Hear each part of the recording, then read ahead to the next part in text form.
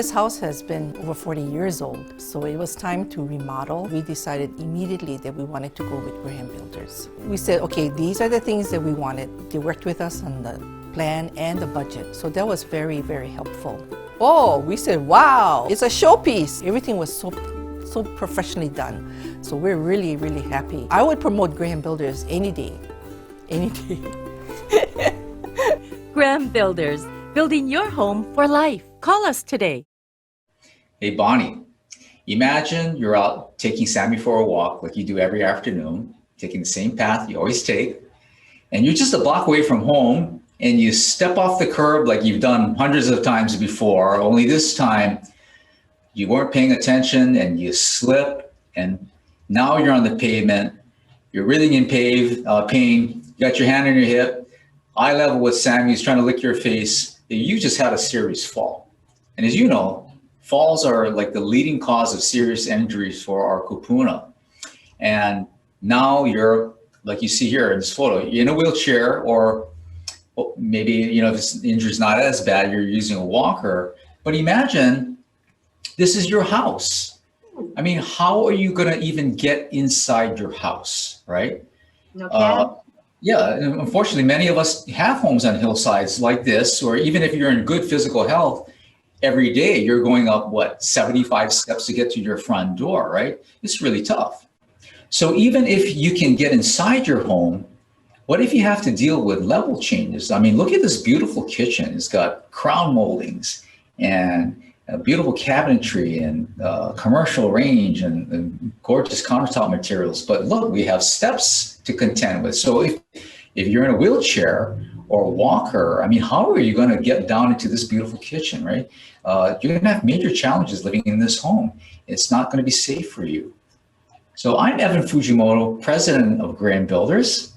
And I'm Bonnie Oda, Client Care Director at Graham Builders. And welcome to AGEility at Home, creating homes for a lifetime. So what we're going to talk about today is AGEility at home, or how we can create homes and environments that are safe and healthy and functional for you for a lifetime. And that doesn't happen by accident. Really what we wanted to do is combine or maybe marry these two terms together, you know, agility and ability. Agility, being agile, to be able to move quickly and easily, to think and understand things quickly, right? Mental agility. And our abilities are possessing the means or skills to do things and having those talents and skills and even proficiencies in any particular area. We want to marry these things together. What we're really hoping for is for all of you who are joining us today is that you'll be able to work with design professionals who possess the skills and experience to design and build homes that are adaptable for aging families. First, a little bit about Graham Builders. You know, we are a design build firm. We provide a sole source solution for homeowners through design, planning, permitting, and construction. We were established in 1990. Our company's 30 years old, and of course, we're 31. Oh, 31 years old. Thank you. We're licensed, insured, and bonded, and locally owned. Company founder and CEO is local boy Danny Graham. Yes. And Danny has done an amazing job over the past 31 years, and his team. You know, we've been honored with so many accolades, and we're very thankful for them. We're also members of the National Association of Home Builders, as well as the local chapter, the BIA-Hawaii, Better Business Bureau. And what many of us that work for Graham Builders is most proud about is being the only contractor to be awarded the Better Business Bureau of Hawaii's Torch Award for Small Business Ethics. So I mentioned earlier the NAHB, the National Association of Home Builders. This organization back in 2005 actually realized the silver tsunami was approaching, and that would be the baby boomers were very rapidly approaching retirement age, and they realized there were going to be a lot of needs that they were going to require. So they put together this program called the Certified Aging in Place Specialist Program. You may have noticed some people have CAPS, CAPS after their name as a title, and that's exactly what it stands for. And basically what the purpose of their class is to ensure that professionals like us have the skills and the knowledge set to help homeowners develop, build, remodel their home for aging in place. So if you ever decide to do something to your home, I hope that you would seek these individuals. Evan is one. I am one too. Actually, I'm very, very blessed because a company sent me in 2006 to Florida to become Oahu's very first aging in place specialist. So when you work with us, with individuals with this CAP certification, we are going to be able to do a lot of things. First of all, if you're thinking of remodeling your home, we can go into your home and assess it. You know, what are the needs? Is it sound? Is it good? Does it have the proper width? Are the bathrooms good? Or what are the changes that need to be done?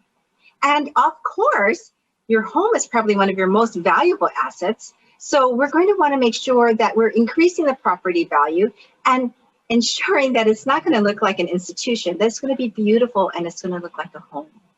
And finally, we always want to encourage people to have their home age ready now, because when the need arises, it is fast. And as Evan mentioned in that little example he opened with, just like that, one little offset off the curve can set you into another direction. Bonnie, one thing that we wanted to also share is, you know, you look at this photo and you think, what is this? This is an office building? Is this the headquarters for a new high-tech startup in Silicon Valley? Actually, this is a mental health care facility.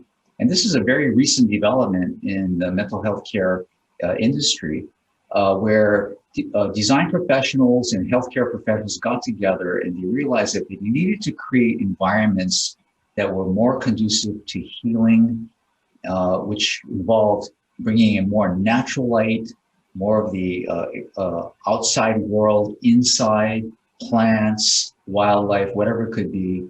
They learned that when you have an environment that's better lit, that has a stronger indoor-outdoor relationship, it was very comforting for the patients, very calming. And so if they are doing this, and only now after all these years of realizing that those types of mental care facilities, those environments were typically really dreary or very, you know, kind of a cloistered feeling, very depressing actually. Why wouldn't we want to have these kinds of features in our own homes where you have a lot of this natural light and you really expand on that indoor-outdoor relationship? I think that's so important to mention. Yes. So the benefits of having a barrier-free home, of course, is that, well, each of us is going to have unique health challenges going forward. You know, even I had back surgery a number of years ago. And so although I'm fairly healthy in just about every other area, it's very difficult for me to bend down to grab something off the floor, even picking up our dog's water bowl and things like that. So each of us will have different needs. And when we think about overall health, we have to take a holistic perspective of it. It's not just our physical well-being, but also emotional, spiritual, and mental health issues that we have to address. Now, this is a sound investment you're going to be making, because anytime you can incorporate barrier-free, accessible features in your home, it's going to increase the value of your home. People are looking for these things nowadays. And so it's not like you're just going to be spending money on things that you think, oh, gee, what if I never use that? No, people will need these things. You're going to need these things going forward. And in Hawaii, we have a very caring culture, very family, ohana-oriented.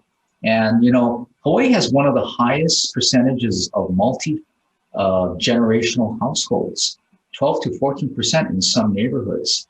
And, I'm in a multi-generational household. My parents moved in with us a number of years ago. They sold their home. It was too large for them, and they're in their 80s.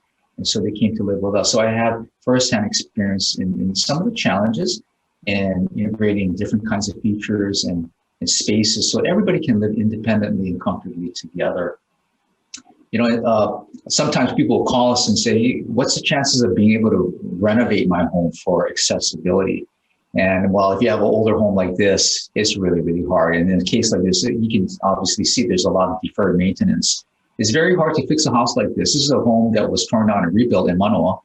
You see, you have stairs to deal with, you have single wall construction, a lot of deferred maintenance. So really, if you have the opportunity to, you have the resources. It's about really building new so that we can integrate a lot of these special features. And there really is no place like home. Most people want to stay home. They want to be with family. They don't want to have to move into like a retirement community or a nursing home. You really want to stay home. And Bonnie, why don't you share a little bit about your family situation? Sure. Thank you, Evan. Yes, a year ago, my mother fell, very graceful fall on the carpet. She broke her hip. And it was at the beginning of COVID. She was in the hospital first for a month, and then she was in a care home, a rehab hospital for about 4 weeks. And she didn't like it. She said, please, I couldn't see her. She couldn't see family.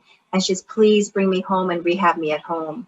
And so what we did is, thankfully, we live in a condominium that is basically aging in place ready. But she really wanted to be in the middle of things. So we had a hospital bed brought into the living room. As you can see, there she is with myself and my daughter and my granddaughter. And she is so happy. Her recovery, once she came home, was tremendous. And she continues to thank me every single day for allowing her to stay at home. So you really want to take action now before any need arises. You know, any of us can get injured at any time. And so time is of the essence. And it does take time. You know, it's not like you're going to call a builder and like next month they're out there pounding nails, right? There's months of design and many months of permitting oftentimes. And then of course, construction.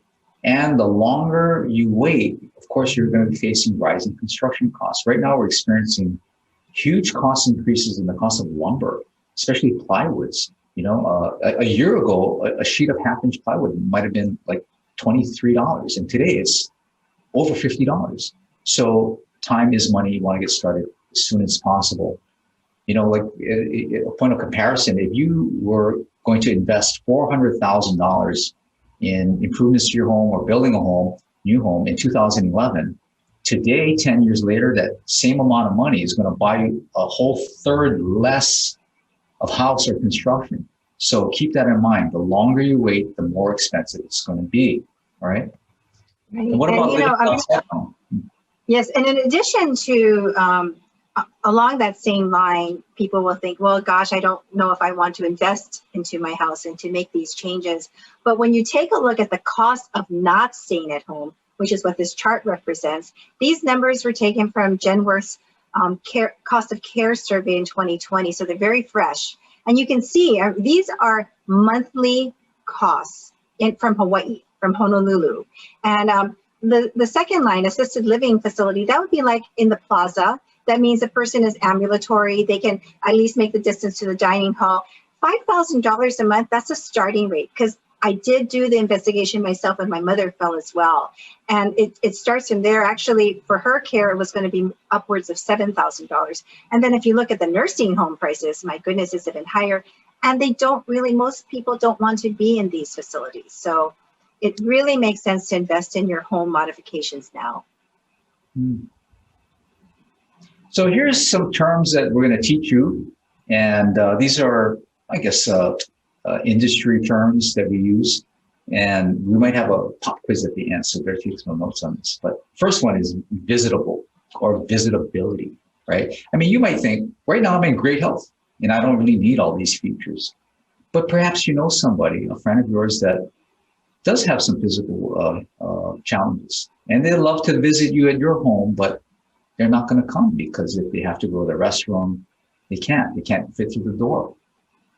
They would need assistance and they would be embarrassed. So, you know, even if we're not in need of those features right now, we will be in the future, and maybe we know people right now that need those. Fitment is a term that's used in our profession. It means that we have to make sure that the spaces we design can actually fit certain types of equipment or appliances or furnishings.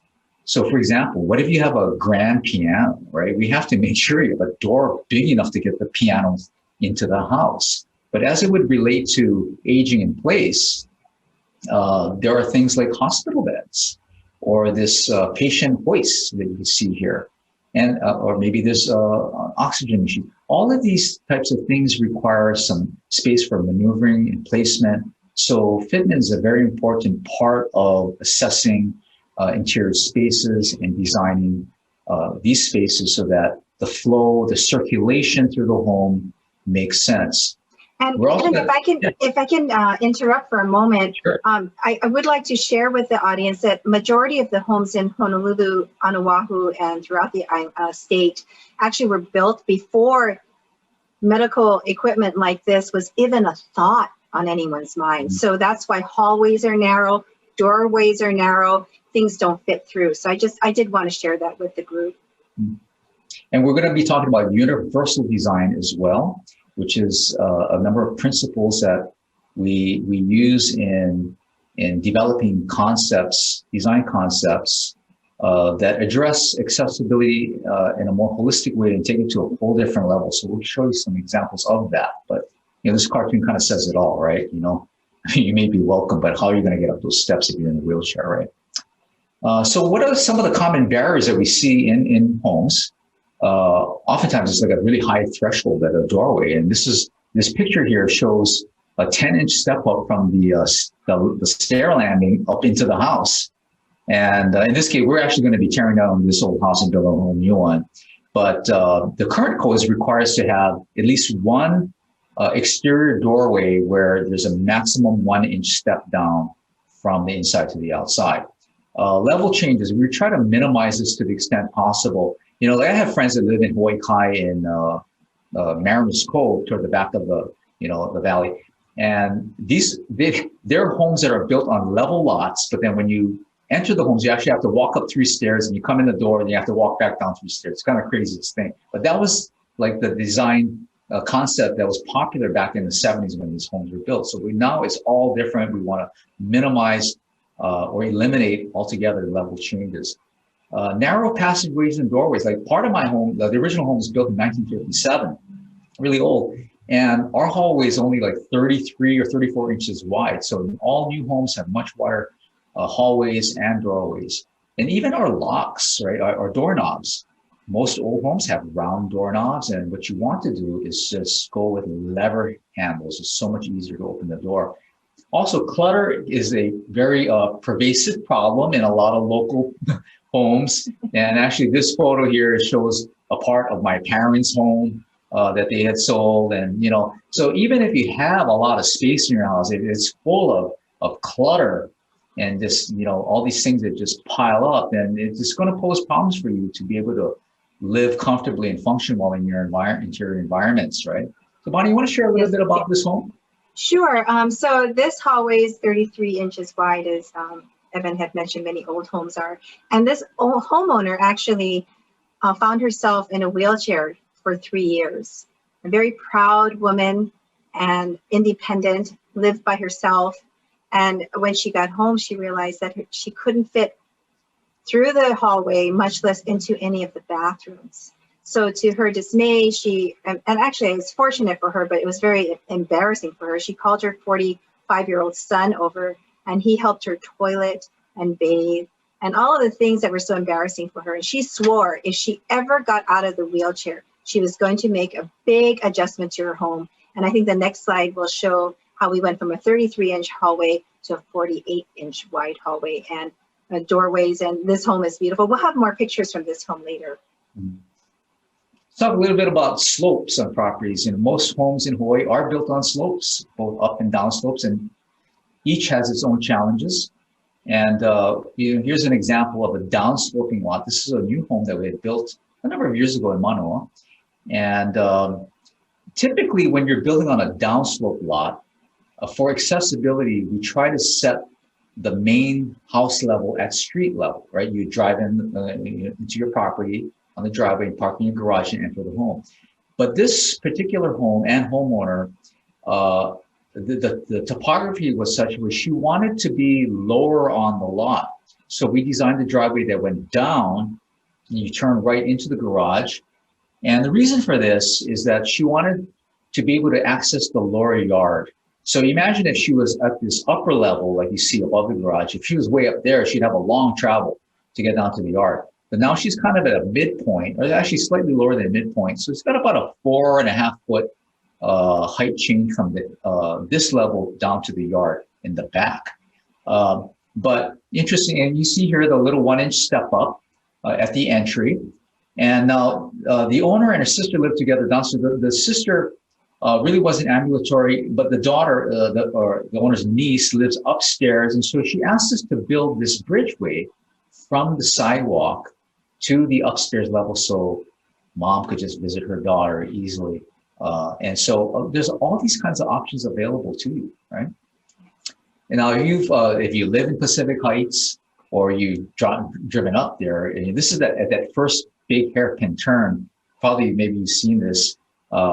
This is a super steep property, and look, they had to build this elevator shaft. And you know, if you're already living in on a property like this, and you think, how can I make my house more accessible? You know, it can be done, but this is a pretty extraordinary type of thing to install in a home, right? Most homes are not going to have this kind of apparatus, right, to get into the house. And imagine if you're living up there and then you forget your cell phone in the car or whatever. I mean, it's not like just walking outside and opening the car door. You got to get in the elevator, get down. That could be like a 10-minute trek, right? So sometimes we tell people, you know what, this is just not the right property for you to live on. You probably have to consider selling and finding a property that's a more on a level lot. But to install an elevator shaft like this, an elevator, that could be close to $100,000, really, you know. But there are some less expensive options for you. If you're living in a 2-story home and you have to go up and down, there are chair lifts like this. The main thing is that you make the stairwell wide enough so that 2 people can still traverse the stairs at the same time. Because even if you are using the lift, you may want a caregiver or just somebody to help you along. Maybe you're carrying things as well. So you need an extra wide stairway. 4 feet would be nice to have. Okay. We've done elevators. This is not one. We just want to show you an example of a typical cab type elevator. This could be piston driven or cable type, pulley type. These are quite expensive. You're probably looking at about $75,000, $85,000 to have this kind of elevator installed. There are less expensive alternatives like this pneumatic type. This essentially is a plexiglass tube that operates a platform with air pressure. It's kind of like that thing at Costco, you know, when they take your cash and checks and they put it in that little canister and you put it in that tube that gets sucked all the way to the office, right? Same principle. Quite interesting design. You know, I think it's really attractive, actually, very modern looking, but less expensive than the other type of elevator, but still it's tens of thousands of dollars to have these things installed.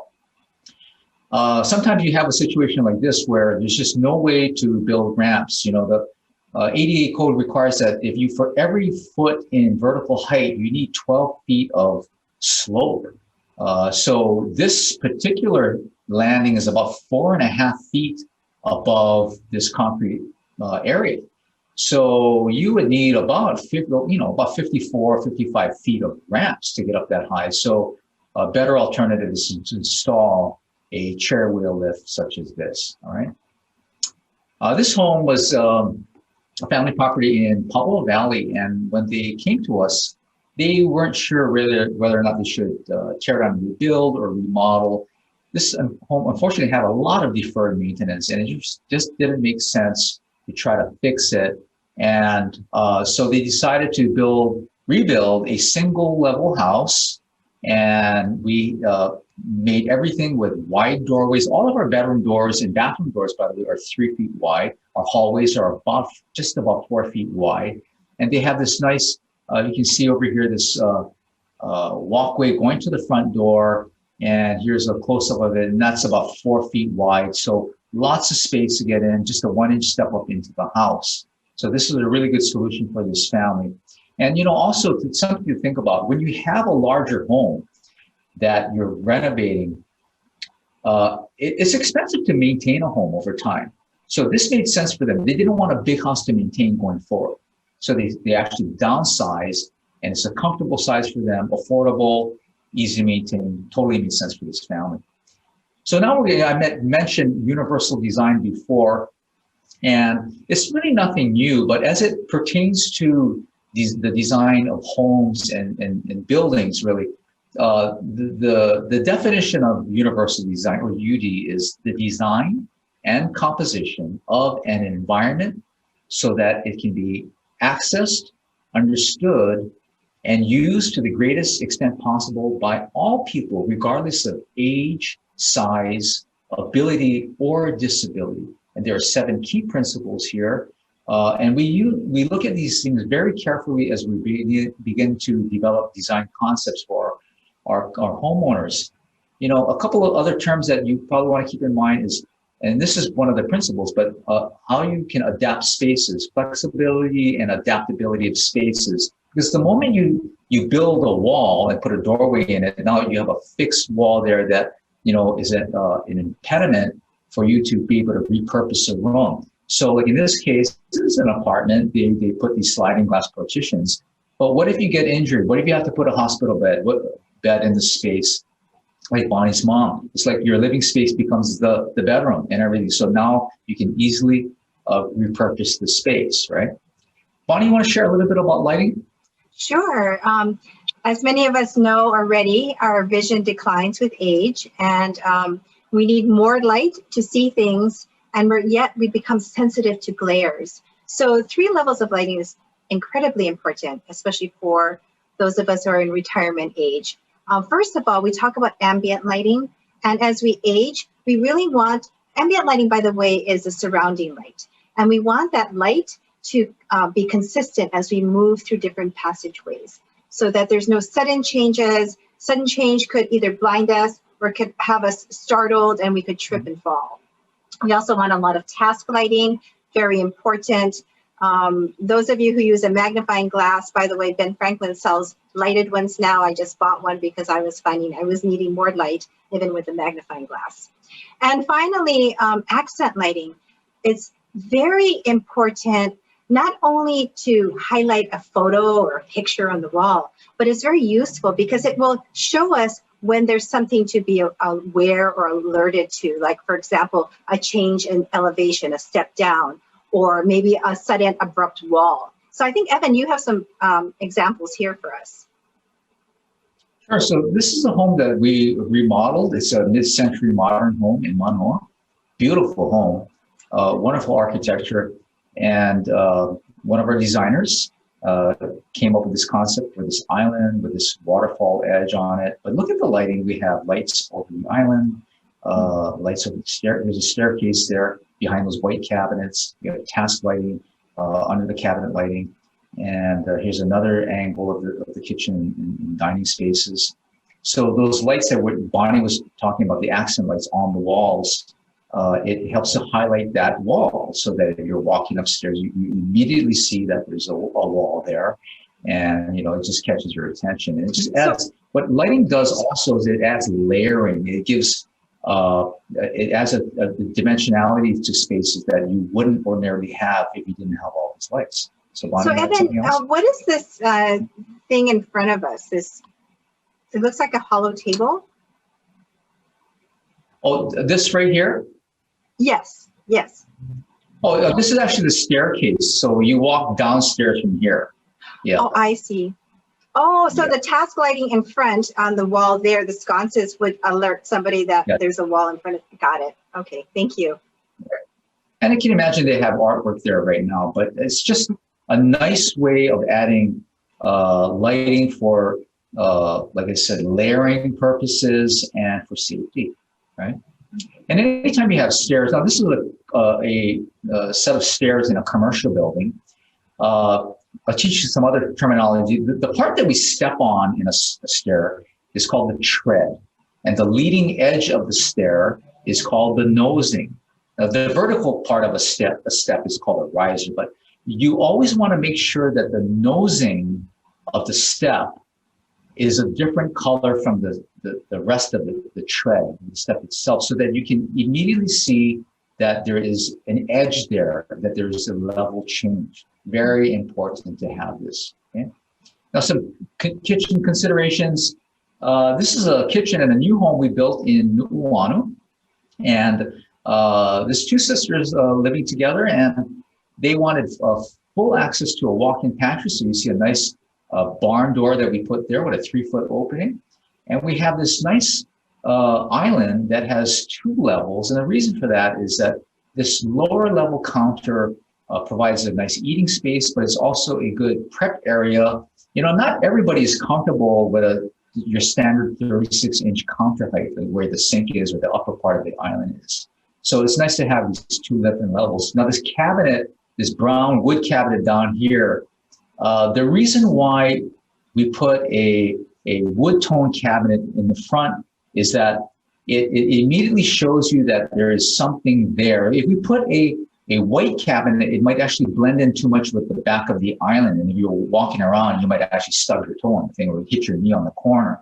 So that's actually very intentional as to why we used a different color cabinet in that location, right? You know, this kitchen, let me tell a story about this family. We actually built 3 homes for this family. And one day, the owner called, the wife called, and she said, Evan, I need some help. We built them, the first home we built for them was a 2-story home. And she says, you know, I had an accident, I'm in a wheelchair, and I need you to help design me a fully accessible bathroom on the first floor. So we went through months of planning, we drew the plans, we submitted for permits, and like that very week that we submitted, she called me, she said, Evan, I'm so sorry, but I just don't want to go through this. Even if we add this bathroom, this house was never intended for somebody in a wheelchair. I just can't function in this house. We need to build a whole new house. And I said, oh, really? Okay. Well, they actually own 3 properties.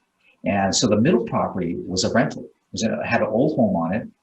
And so the plan was then we were going to tear it down. We moved that house. The city actually took possession of the house. We called them up and said, you guys want this old house? They said, yeah, absolutely. So they took it and they moved it to that, it's kind of like they have a facility by Kapiolani Park where they raise plants and they have all these kind of things, like a little nursery for the city. They took the house there. So then we designed and built this brand new single level home. Everything's wide open spaces, wheelchair accessibility. You can see for the cooktop area. And she just loves her new home. I'm going to show you her bathroom later on. Okay, but getting back to kitchens, this is a nice feature to have. This is just called a transfer shelf. So if you have a wall oven, you can open up the door, take the food out, set it down, close the door, and then get a good grip on it before you carry it off to the table. Nowadays, we do a lot of these things. This is called a storage pull-out cabinet. It has this really nice chrome baskets that can be accessed on either side of the cabinet. And we do a lot of these pull-out trays or roll-out shelves that fully extend out of the cabinet, so you no longer have the issue of losing canned goods way back there. You know, you'd be surprised. If you hunt back there, you're going to find things that you had no idea were back there. Check the dates.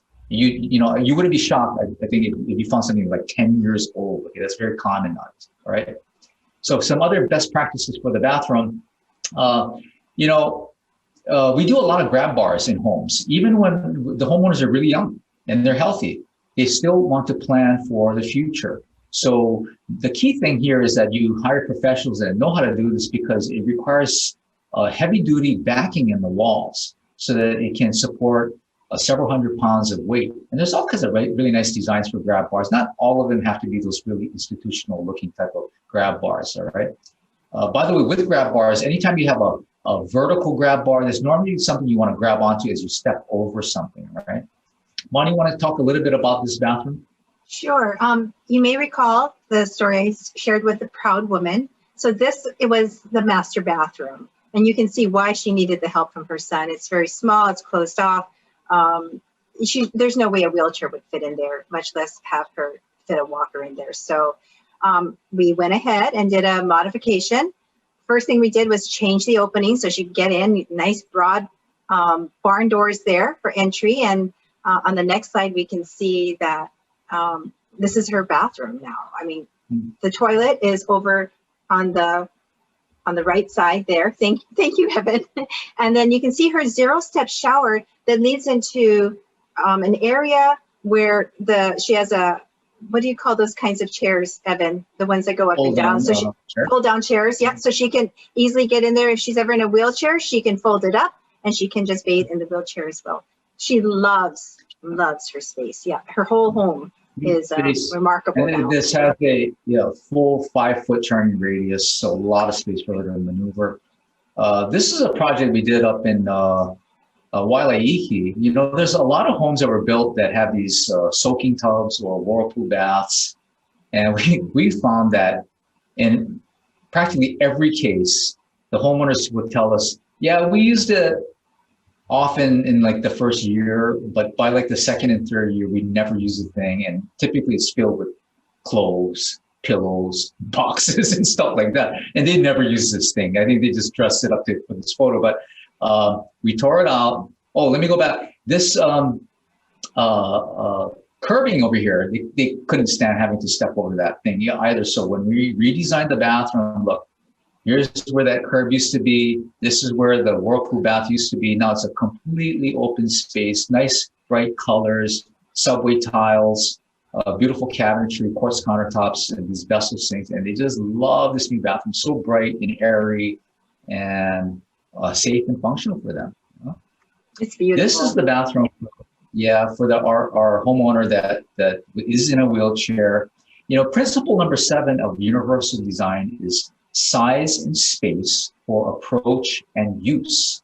So between the toilet and the counter here, there's actually 3 feet of space, okay? And what her husband does is when she has to use the restroom, he helps her by backing her up against this wall, so her back is against the wall in the wheelchair, and then he'll take her hands and help her to stand up, and then she can shift her over 2 steps to the left and then sit her back down. And so without that space, she probably have to come where the towel is over here. You have to help her up and then pivot her into the right position and then set her back down, which would be kind of dangerous. So size and space for approach and use is very important. I know sometimes people want the toilet in its own compartment, but for universal design principles, it doesn't work. You need to have that space. This bathroom also has a wheelchair accessible, vanity area and over 5, it's almost 6 foot radius, turning radius in this bathroom, right? So independence is enabled. So Bonnie, you want to kind of bring us home? Sure. Okay, one of the things that many of the elders require or ask for is the feeling of being useful, and they don't want to be a burden on others. So they want to take care of as many tasks as possible. So laundry rooms, doing your laundry is something that we have to do every day. So you want to make sure that, first of all, when you're purchasing appliances, that they're front loading, as you can see on the slide there, rather than top loading, where if you're in a wheelchair, you wouldn't be able to see in. You also want to elevate the washer and dryer so that it's at the same level as the wheelchair would be. You can see even the utility sinks, you can make them just like the vanity sink in the previous slide, where you have knee clearance space beneath the basin. You want to make sure you have turning space, just like in the bathroom. And things that you're going to be using, your laundry detergent, your bounce, etc., you want them at an easy reach, so you want to have storage nearby. And windows, my goodness, going outside, cleaning the windows, getting on a ladder, very, very risky, especially as we get older. So get the double hung windows that flip down, as you can see in that illustration there. Basically, you slide these clips, the outside flips down like a tabletop. You clean that, you put it up, you switch them around, and you clean the other window. It's very, very simple. I highly recommend these types of windows. And dressing.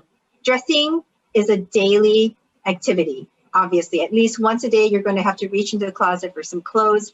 It really increases independence and happiness. My mother actually is a great example of that. When I lowered her rod, she was so much happier.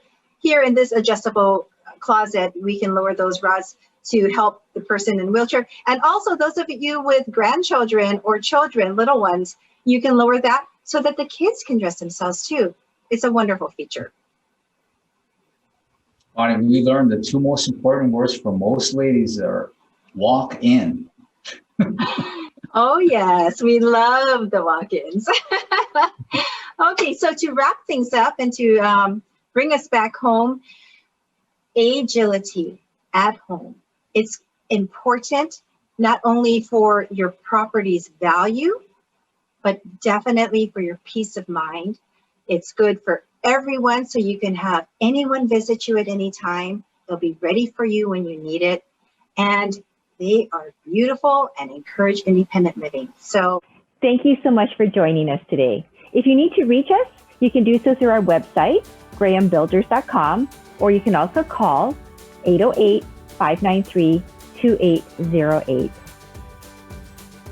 Stick around for questions and answers, and thank you again for visiting.